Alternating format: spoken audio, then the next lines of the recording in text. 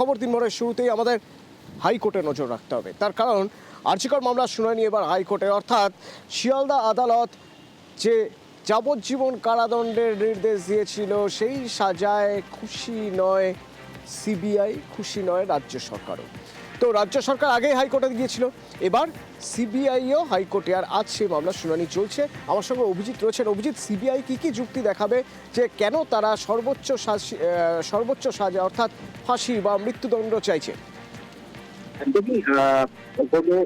দেবাংশু বসাক, বিচারপতি দেবাংশু বসাক এবং বিচারপতি মোহাম্মদ সব্বর রশিদের ডিভিশন বেঞ্চে এই শুনানি শুরু হয়েছে এবং রাজ্য সরকার যে আবেদন করেছিল এই যাবজ্জীবন বা আমৃত্যু কারাবাসের বিরুদ্ধে ফাঁসির আবেদন দিয়ে, সেই আবেদন তারা করতে পারেন কিনা সেটা নিয়েই এই মুহূর্তে শুনানি চলছে। এবং এক্ষেত্রে বলা যেতে পারে যে পরিস্থিতি, সিবিআই 6টা কারণ বলে এই দাবি করেছে।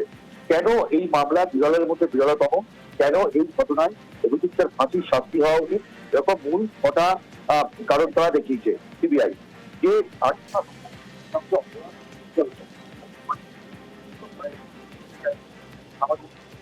অভিজিৎ স্পষ্ট শুনতে পাচ্ছি না। হ্যাঁ, এটা ঠিক, প্রথম যখন রাজ্য সরকার গিয়েছিল তখন সিবিআই জানিয়েছিল রাজ্যের এখতিয়ারের মধ্যেই পড়ে না সর্বোচ্চ শাস্তি চাওয়া এই কেসের ক্ষেত্রে। সেক্ষেত্রে সিবিআই চাইলে সিবিআই নতুন করে আবার চাইতে পারে, যেরকম হয়েছিল বিহারের পশুখাদ্য মামলার ক্ষেত্রে। এবং দেখা গেল সে সময় প্রশ্ন উঠে গেল যে তাহলে কি সিবিআই সর্বোচ্চ সাজা চাইছে না?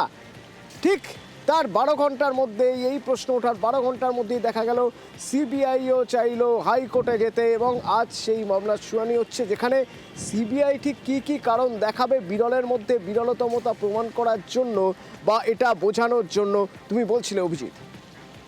অতনু, রাজ্য সরকার যখনই আবেদন করলো তার মধ্যে পরবর্তীকালেই রাজ্য সরকারের সেই আবেদনের এখতিয়ার নিয়ে তারা হাইকোর্টের কাছে আবেদন করে এবং পরে দেখা যাচ্ছে যে তারা আবার বিকেলেও তারা ফাঁসির জন্য তারা আবেদন করে। যে মোট 6টি কারণ সিবিআই দেখিয়েছে, তার মধ্যে যেটা হচ্ছে যে আর জি কর হাসপাতালে যে নৃশংস অপরাধ সংঘটিত হয়েছিল তার সমাজের মধ্যে ভীতি জাগিয়েছিল, ভয় জাগিয়েছিল, সামাজিক ভারসাম্য রক্ষা করেছিল। সমাজে এই ধরনের ঘটনায় নিরাপত্তাহীনতার বোধ তৈরি হয়, যা জনমানুষের দীর্ঘস্থায়ী প্রভাব ফেলে। সঞ্জয় রায়ের ধর্ষণ এবং খুনের অপরাধ প্রমাণিত হয়েছে। বিচারক শিয়ালদাহ আদালতের বিচারক নিজে অত্যন্ত জঘন্য এবং নৃশংস বলে উল্লেখ করেছেন। সিবিআই এর তদন্ত তা প্রমাণিত। এরপরেও এর মধ্যে বিরলতম ঘটনা খুঁজে না পেলে তা আইনের ভুল ব্যাখ্যা হয়ে দাঁড়ায়।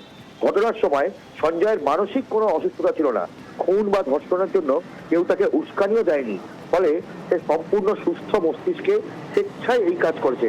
সঞ্জয়কে মৃত্যুদণ্ড না দেওয়াটাকে সিবিআই পছন্দ করছে না, সেটা পরিষ্কার ভাষায় জানানো হয়েছে। একই সঙ্গে জানানো হয়েছে একজন অসহায় চিকিৎসককে হাসপাতালের ভিতরে ধর্ষণ করে খুন করেছেন সঞ্জয় রায়। ওই চিকিৎসক টানা 36 ঘন্টা ধরে ডিউটি করছিলেন। ঘটনার প্রতিবাদে রাজ্য তথা দেশ জুড়ে বড় আন্দোলন শুরু হয়। লক্ষ লক্ষ মানুষকে এর ফলে প্রতিদিন চূড়ান্ত ভোগান্তির মুখে পড়তে হয়। এছাড়াও বলা হয়েছে কি, সঞ্জয় রায় কলকাতা পুলিশের একজন সদস্য ছিলেন। সিভিক ভলেন্টিয়ার হিসেবে তার কাজ ছিল রোগীর আত্মীয় পরিজন এবং এইরকম একটা উদাহরণ উঠে আসছে, সেই জায়গাতেও কেন বিরল নয় সেই প্রশ্ন তুলবে সিবিআই। দেখা যাক, এখন মামলা শুনানি চলছে, নজর থাকবে আমাদের শুনানির দিকে।